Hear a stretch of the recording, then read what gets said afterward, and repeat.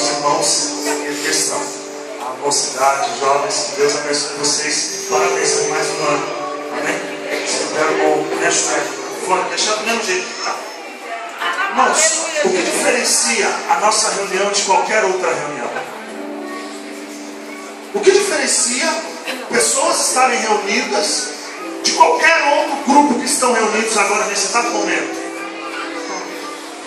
O que diferencia é porque aqui neste lugar há o Espírito Santo de Deus. O que diferencia é que pessoas entraram aqui destruídas, amarradas, e vão sair daqui libertas.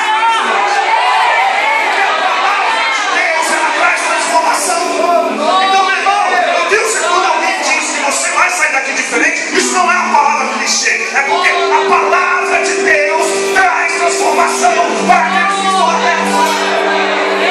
Agora, quero deixar uma coisa bem clara: nós estamos aqui para adorar a Deus juntamente com os irmãos, amém?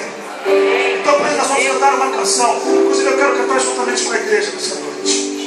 No começo, eu te